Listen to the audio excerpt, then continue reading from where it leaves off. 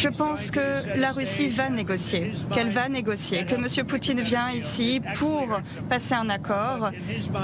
Et j'imagine que c'est ça qui se passe dans sa tête actuellement, cet accord qui va se jouer.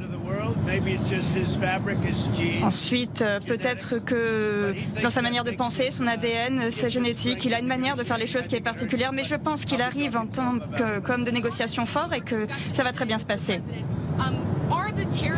Monsieur le Président, pensez-vous qu'il y aura des cessions et des échanges de territoires? Allez-vous discuter de cela? Oui, je pense que nous allons en discuter, mais je pense que c'est à l'Ukraine de faire cette décision. De prendre cette décision, c'est à l'Ukraine de la prendre. Nous allons en parler, nous allons évoquer ce sujet, mais je pense qu'il y a évidemment deux manières de voir les choses. Évidemment, le président Poutine aimerait prendre toute l'Ukraine. Et d'ailleurs, si je n'étais pas président, le président Poutine serait en train de reprendre toute l'Ukraine. Ce n'est pas ce qu'il va faire puisque je suis président. Monsieur le Président, y a-t-il une possibilité pour les États-Unis de donner des garanties sécuritaires à l'Ukraine avec l'Europe? Peut-être pas sous la forme de l'OTAN. Il y a des choses qui ne vont pas pouvoir être négociées ou se passer comme je veux, mais il y a des possibilités, oui, pour des garanties.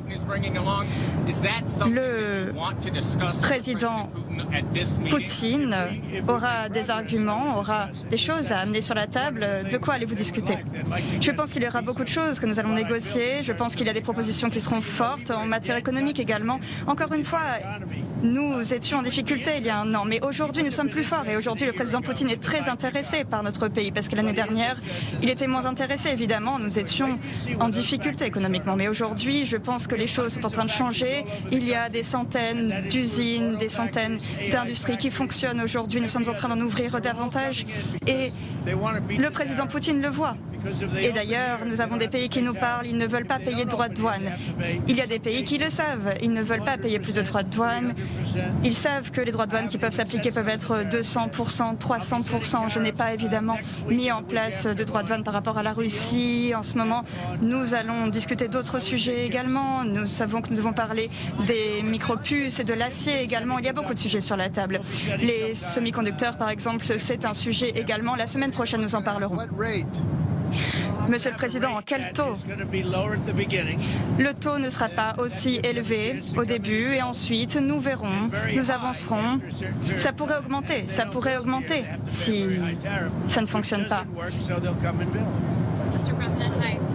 Monsieur le Président, vous avez dit...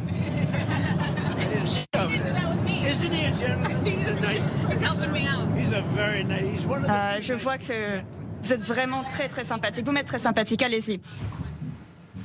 Donald Trump, donc, qui s'exprime depuis Air Force One. Vous l'avez compris, le président américain est en route pour l'Alaska où il va tenir un sommet ce soir à partir de 21h30, normalement, heure française, avec Vladimir Poutine, le président américain, vous l'avez entendu, qui pense qu'il y a un bon niveau de respect des deux côtés. Il pense que ça pourrait être constructif. Y aura-t-il un cessez-le-feu dès ce soir? On essaiera d'en savoir davantage. En tout cas, sur l'échange de territoire, le président américain l'a redit, je dois laisser l'Ukraine prendre cette décision. L'analyse maintenant de nos invités toujours autour de la table. On le voit, Aurélien Duchesne, l'état d'esprit du président américain pour le moment extrêmement ouvert au sujet de ce sommet. Oui, le président américain qui avait parlé de 25% de chances d'échec de cesser le feu dans ce sommet. Mais surtout, on voit une chose, depuis le retour aux affaires de Trump, et on le voit encore ici dans cet extrait, il se montre chaque fois plus optimiste et respectueux envers Vladimir Poutine. Je compare ne serait-ce que cette alternation dans le bureau ovale, par exemple, avec Zelensky. Et surtout, de l'autre côté, les Russes cultivent ça. On avait tout à l'heure le porte-parole du Kremlin, Dmitri Peskov, qui reparle de Trump comme un partenaire avec lequel on peut parler. Sous-entendu, contrairement aux Européens qui seraient les va-t-en-guerre, les jusqu'au-boutistes. Et ça, pour l'instant, Trump y est très sensible dans l'idée que lui, il a un partenariat d'homme à homme, au-delà des deux pays, un partenariat personnel avec Poutine, et qu'avec lui, il peut raisonner mieux qu'avec les Européens. Anne Krast. Il part dans quel état d'esprit, là, Donald Trump? Oui, je suis d'accord avec ce qui vient d'être dit, mais il n'empêche que, comme M. Trump est en position de force, c'est lui qui peut négocier, et donc il a quand même redit que c'était à l'Ukraine de discuter de changement, d'éventuellement d'échanger des territoires. Le mot est d'ailleurs totalement faux.